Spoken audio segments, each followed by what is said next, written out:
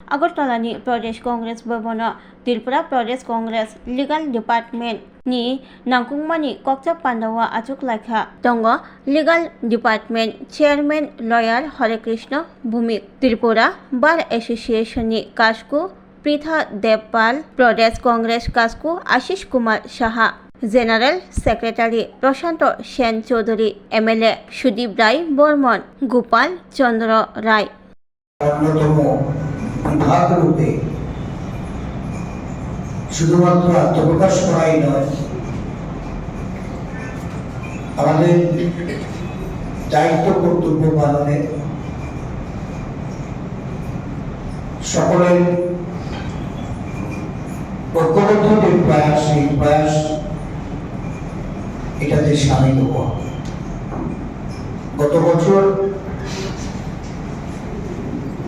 দিল্লিতে সর্বভারতীয় Congress legal human rights এবং আরটিআই ডিপার্টমেন্টের একটা কনক্লেভ হয়েছিল। এই কনক্লেভে সুদীপ বাবু, পীযূষ বাবু এবং আমাদের রাজ্যে কয়েকজন আইনজীবী যারা প্রতিনিধি রূপে সেখানে আমরা যোগদান করেছিলাম। রাহুল গান্ধী, সোনিয়া গান্ধী, প্রিয়াঙ্কা গান্ধী থেকে করে দলের সর্বভারতীয় সভাপতি এবং লিগ্যাল ডিপার্টমেন্টের যিনি চেয়ারম্যান, ওনারা সকলেই দেশে বর্তমান যে পরিস্থিতি, এই পরিস্থিতিতে আইনজীবীদের একটা বিশেষ ভূমিকার উল্লেখ করেছে। মানবতা বিরোধী স্বৈরাচারী সরকার দেশের বুকে এক দশকের উপরে যেভাবে দুঃশাসন চালিয়েছে, মানুষের গণতান্ত্রিক অধিকার, সাংবিধানিক অধিকার লঙ্ঘন করে দেশকে এমন এক জায়গায় পৌঁছে দিচ্ছে যার প্রতিরোধ করার জন্য সাধারণ মানুষ যারা প্রচেষ্টা নিলেও তাদের উপর অন্যায়, অবিচার, নির্যাতন যেভাবে নামিয়ে নিয়ে আসা হয়েছে, মানুষের প্রতিবাদকে শক্তিশালী করার জন্য, গণতান্ত্রিক ধ্যান ধারণাকে পুনরুজ্জীবিত করার জন্য আইনজীবীদের একটা ভূমিকায় অবতীর্ণ হতে হবে। এবং এই কনক্লেভ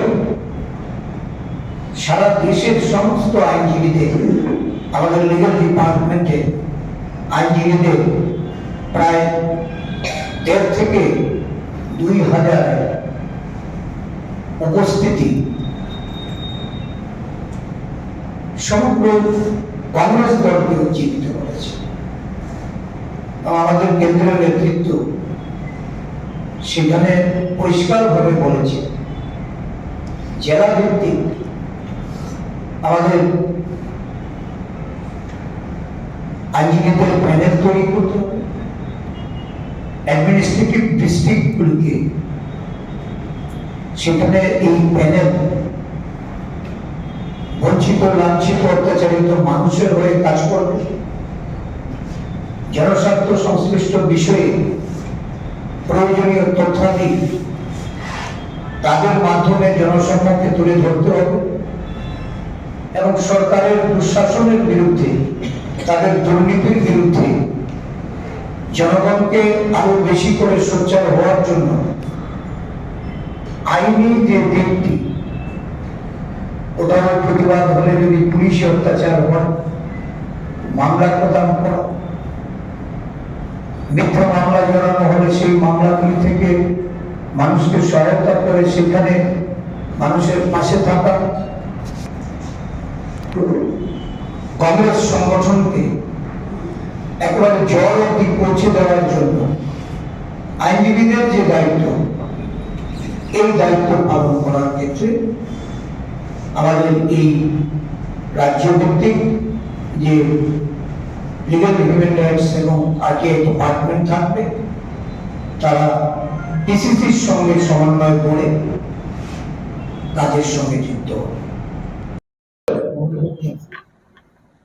একজন ত্রিপুরা প্রদেশ কংগ্রেস কমিটির অন্যতম সাধারণ সম্পাদকও বটে প্রশান্ত সেন চৌধুরী, আর একজন আমার অত্যন্ত স্নেহের প্রাক্তন যুব কংগ্রেস সভাপতি পূজন বিশ্বাস। সমবেত এই সংগঠনের আইনজীবী ভাই বন্ধুরা, আমার বোনেরা,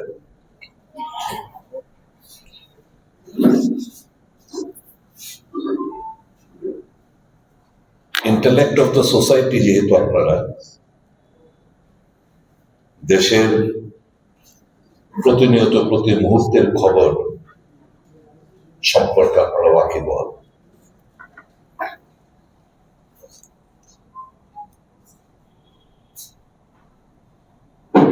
শাসক গোষ্ঠীর যা চিন্তাধারা দেশে কিন্তু পিছিয়ে নিয়ে যাচ্ছে, সেটা আপনারা উপলব্ধি করছেন। সমস্ত দিক দিয়ে দেশ যে জায়গায় কংগ্রেস ছেড়ে গেছিল, অর্থনৈতিক দিক দিয়ে বিপর্যস্ত, জিনিসপত্রের দাম সাধারণ মানুষের ছোঁয়ার বাইরে,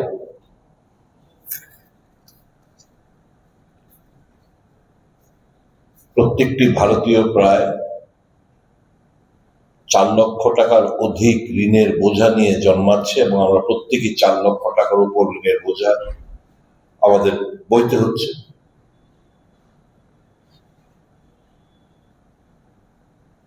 এতগুলো প্রধানমন্ত্রী 47 সাল থেকে 2014 সাল পর্যন্ত বিদেশি লোনের মাত্রা মাত্র 54 লক্ষ কোটি ছিল।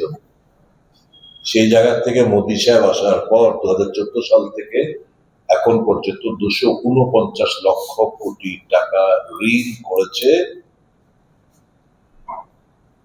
ইন্টারন্যাশনাল মনিটারি ফান্ড থেকে। তো স্বাভাবিকভাবেই ঋণ এবং তার উপর সুদ কম্পাউন্ড হচ্ছে, এই টাকাগুলো তো আমার আপনার পকেট কেটেই দিতে হবে। যখন জওহরলাল নেহরু টেক ওভার করেছিল 1947, সুই বানানোর কারখানা ছিল না দেশে। সেই জায়গা থেকে 2014 সাল অব্দি দেশের শিক্ষা, দেশের অগ্রগতি, স্বাস্থ্য, কৃষি থেকে শুরু করে, ইন্ডাস্ট্রি স্থাপন থেকে শুরু করে, ডিআরডিও থেকে, ইসরো থেকে শুরু করে, এইমস থেকে শুরু করে, ভাকরাঙ্গাল ড্যাম, হীরাকুদ ড্যাম থেকে শুরু করে সমস্ত কিছু যা উন্নয়নমূলক কাজ, তারপর মনমোহন সিং এর জামানায়, ইন্দিরা গান্ধীর জামানায় ব্যাংক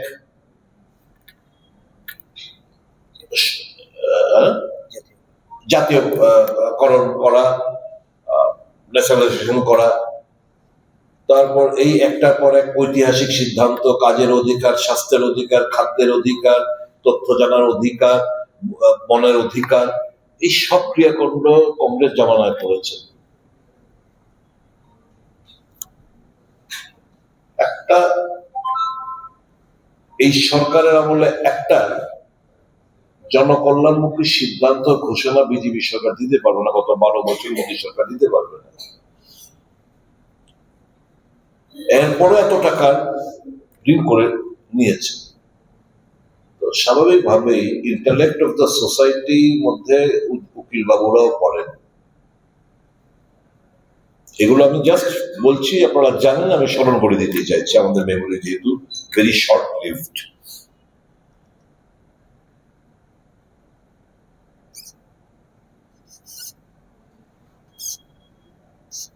কংগ্রেস পার্টি পরবর্তী প্রজন্মের ভবিষ্যৎকে সুরক্ষিত করতে চায়। কংগ্রেস পার্টির নওজওয়ান ছাত্রদের ভবিষ্যৎ সিকিউর করতে চায়। এই অ্যাটমসফিয়ারে যে বিষ ছড়ানোর কাজ করছে, অর্থাৎ জল, জঙ্গল, জমিন যেভাবে আজকে সেই আন্দামানের, গ্রেটার আন্দামান থেকে শুরু করে মধ্যপ্রদেশ, মহারাষ্ট্র, উড়িষ্যা, ছত্তিশগড়, আসাম, যেভাবে জঙ্গল কাটা হচ্ছে, লক্ষ লক্ষ গাছ, কোটি কোটি গাছ নিধন করা হচ্ছে, এই যে আমাদের যে একটা ইচ্ছা একটা সিকিউর ভবিষ্যৎ পরবর্তী প্রজন্মের জন্য রেখে যাওয়া, শাসিত ফেলতে পারবে না। আগামী দিন তো নজওয়ান ছাত্ররা শ্বাস প্রশ্বাসিত নিতে পারবে না। জাস্ট পেটি কিছু বন্ধুর জন্য দেশটাকে বিক্রি করে দিচ্ছে। We are not against, Congress party is not against development, not against industrialization, but not at the cost of jungles, not at the cost of breathing, not at the cost of oxygen.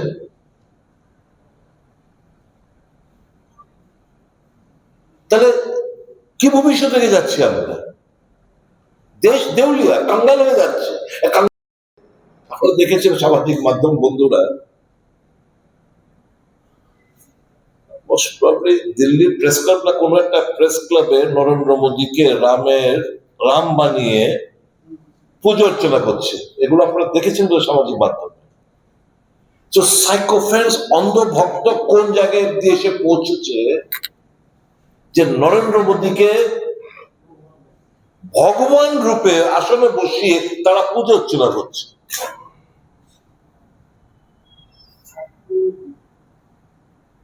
দেশের ইতিহাস, they are trying to distort the history, they are trying to rewrite history তাদের সুবিধা অনুসারে। এই যে একটা ইদানিং কাল আপনারা দেখেছেন বন্দে মাতরম নিয়ে একটা ডিবেট সারা দেশের মধ্যে বয়ে যাচ্ছে। In the year 1937, they were against, RSS was against tricolor, মানে তিরঙ্গা ঝান্ডার এগেনস্ট ছিল। এখন তিরঙ্গা ঘর ঘর তিরঙ্গার পক্ষে সওয়াল করছে। Just for their petty gains, they want to prove that they are nationalist. 53 বছর অব্দি RSS এর মুখ্য কার্যালয়ে আমাদের তিরঙ্গার ঝান্ডা উঠেনি। They oppose Vande Mataram. আমাদের গর্ব নেতাজি সম্পর্কে কলকাতার এক এমপি, কি নরেন রায় নাকি অনন্ত মহারাজ, যা খুশি তা বলছেন। নেতাজি গুন্ডা ছিলেন, গুন্ডামি করেছেন, সে কোথাকার স্বাধীনতা সংগ্রামী, এই সমস্ত কথাবার্তা বলছেন। নেতাজিকে আমাদের খাটো করে দেখানোর চেষ্টা হচ্ছে নেক্সট জেনারেশনের কাছে। নেক্সট জেনারেশনের কাছে এই হোয়াটসঅ্যাপ ইউনিভার্সিটির মাধ্যমে যে সারেন্ডার, যারা ব্রিটিশের দালালি করেছে, সাবারকার, তাদেরকে হিরো বানানোর চেষ্টা হচ্ছে। মাফি নামা লিখনে ওয়ালেকো হিরো বানানোর চেষ্টা হচ্ছে। আর 12-13 বছর জওহরলাল নেহরু বারংবার জেল কেটেছে, তাকে নিয়ে অপবাদ, তাকে নিয়ে গালাগাল, তাকে আন্ডারমাইন করার চেষ্টা হচ্ছে। মানে জেনারেশন নেক্সটের কাছে বিকৃত করে একটা ইতিহাস তারা তুলে ধরার চেষ্টা হচ্ছে। তো এই যে দেশের যে অধঃপতন সমস্ত দিক দিয়ে সোশ্যাল ফ্যাব্রিককে নষ্ট করে দিচ্ছে। এসসি এক ভদ্রলোক কানপুরের গঙ্গা ঘাটে চান করতে নেমেছে, আপার কাস্টের এরা বেতরক ওকে মারধর করেছে। অপরাধ, গঙ্গা ঘাটে কেন? সে স্নান করতে এলো, সে দলিত। দেশটা কোথায় যাচ্ছে? দেশের যে সোশ্যাল ফেব্রিক এটা নষ্ট করে দেওয়ার চেষ্টা হচ্ছে। আমরা তাই বলি, কংগ্রেস দলের তরফ থেকে বারংবার বলা হয় যে দেশটাকে মধ্যযুগের দিকে নিয়ে যাওয়া হচ্ছে চিন্তা ভাবনায় সমস্ত ক্ষেত্রে। মিডিয়েভাল হিস্ট্রি রিপিট করতে চেষ্টা হচ্ছে, কারণ তারা সংবিধানে বিশ্বাসী না, তারা মনুস্মৃতিতে বিশ্বাসী। সেই জায়গায় আমার আপনাদের যদি 100বার অ্যাডভোকেসি, আপনাদের এটা আপনাদের প্রফেশন, এটা করবেন, ফার্স্ট আপনার পরিবারকে তো নিশ্চিত দেখভাল করতে হবে, ক্লায়েন্টকে সময় দিতে হবে, নো ডাউট। এরপরে যতটুকু সময় পান, discharge your duty as an Indian, discharge your duty as a congressman. এই ডিসচার্জটা কি? আপনার বাজারে যাবেন, রিক্সা করে যান, টমটম করে যান, কথাবার্তা বলুন। সব পরিস্থিতি এই যে কথাগুলো হচ্ছে, আপনারা যা আরো ভরপুর নলেজে আপনারা সেদিকটা মানুষকে বকার, মানুষ সকলের কাছে, মানুষের মেমোরি শর্ট লিভ, কাজে এটাকে জাগ্রত করতে হবে। কিছু কিছু প্রোগ্রামে আপনাদের, যেমন কালকে রাজীব গান্ধী, কালকে না পরশু দিন রাজীব গান্ধী আমাদের জন্মতিথি গেছে। কজন এসছেন আপনারা? আগরতলার মধ্যে যারা আছেন কিংবা যেখানে আপনাদের ওয়ার্ডে প্রোগ্রাম হয়েছে, অনেকে গেছেন আর অনেকে যান, অনেকে অংশগ্রহণ করেছেন এর মধ্যে, কিন্তু আবার অনেকে যান। আমরা চাইছি আপনাদের সক্রিয় অংশগ্রহণ। আমরা চাইছি যে সংগঠনটার সঙ্গে আপনারা জড়িত, অ্যাডভোকেটসদের কনফারেন্স করে আমাদের মেম্বারশিপ ড্রাইভের মধ্যে যারা আরো বেশি আমরা মেম্বারশিপ ড্রাইভটা করতে পারি, সেটা প্রচেষ্টা আপনারা নেবেন আমার বিশ্বাস। কিন্তু এর বাইরে যে সোসাইটি, যে পাড়া, যে বুথে আপনি বসবাস করেন, যাদের সঙ্গে কনভারসেশন হয়, ডিসকাস, মানুষকে জাগ্রত করার কাজটুকু করবেন। আপনি আপনার হাতে দৈনন্দিন খবরাখবর আপনি সংগ্রহ করতে পারছেন। You are having an android mobile. There are a lot of persons who do not possess an Android mobile, who are not aware of the development across the nation, across the globe.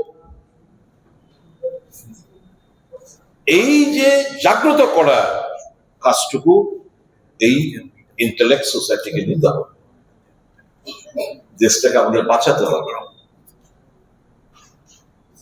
এই লড়াইটা, we are so proud as a congressman, যে মানুষের এই লড়াইটাকে, সংবিধান বাঁচানোর লড়াইটাকে, এই দেশটা যেন রসাতলে যাচ্ছে, যে লড়াইটা রাহুল গান্ধী লড়ছেন, সেই দলের সৈনিক আমরা। He is under immense threat, his life is under immense threat. এই কংগ্রেস ওয়ার্কিং কমিটিতে আমি রাহুল গান্ধীকে বলে এসেছি যে সব তো ঠিক है, 29 में ये सरकार बिल्कुल नहीं आएगा, ये बात सही है। देशवासी मन बना रहा है, लेकिन don't undermine these traitors of the nation. Don't undermine these conspirators. At any point of time, they may snatch away your life, they might kill you. BJP পারে না এরকম কোন জিনিস না। এই যে সারা দেশে কতজন লেখক, কতজন বুদ্ধিজীবী, যারা লেখার প্রেক্ষিতে, আর্টিকেল লেখার প্রেক্ষিতে, সামাজিক মাধ্যমে লেখার প্রেক্ষিতে, কথা বলার চাঙ্গা হয়ে যাবে ভাববেন না, মানে ধুলিস্যাৎ করে দিয়ে যাচ্ছে। আর দেশের প্রোগ্রেস নির্ভর করে দেশের অর্থনীতির উপর, সেই জায়গায় আঘাত বারংবার আনছে ভারতীয় জনতা পার্টি সরকার। The country's economy is jeopardized, is shattered, is in a horrible state of affairs, and a country cannot progress once its economy, আজকে রুপির ভ্যালু কি, ডলারের তুলনায় রুপির ভ্যালু কি, দেশ থেকে যারা ফরেন ডাইরেক্ট ইনভেস্টমেন্ট তারা সমস্ত টাকা পয়সা তুলে নিয়ে ভিয়েতনামে বিভিন্ন জায়গায় অন্যান্য প্রদেশগুলোতে শ্রীলঙ্কা সিঙ্গাপুর তারা তুলে নিয়ে ইনভেস্ট করতে শুরু করেছে। ওয়াই? খুব বাজে অবস্থা বন্ধুরা, এবং এটা কনসিকুয়েন্স লং টার্ম আমাদের ভুগতে হবে, দেশবাসীকে ভুগতে হবে। সব লুটপাট চলছে চতুর্দিকে। সুপ্রিম কোর্ট আগে সুমোটো কগনিজেন্স নিত।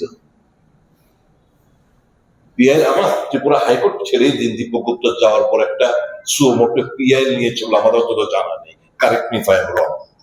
সুপ্রিম কোর্টে যেটা কলকাতা হাইকোর্ট কিন্তু আবার then and there any damn thing then and they take cognizance, they issue notice upon the government. নাম সুপ্রিম কোর্ট কোথায়? সুপ্রিম কোর্টের ভূমিকাটা কি? আজকে ইথানল E20 গাড়ি ম্যানুফ্যাকচার করেনি, আমার গাড়িতে আমার পেট্রোলের সঙ্গে আখের রস মিলে ইথানল মিশিয়ে আমাদের দিচ্ছে। গাড়ি, স্কুটার, স্কুটি, বাইক সব নষ্ট হয়ে যাচ্ছে। ওয়াই?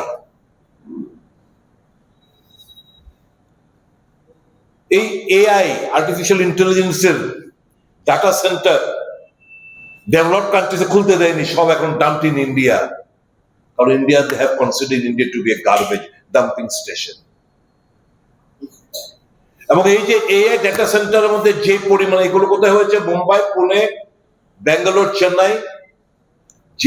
যে পরিমাণ জল লাগে এই সমস্ত শহরগুলো আগামী দিন তীব্র জলের সংকট দেখা দেবে। Nobody is thinking of this country.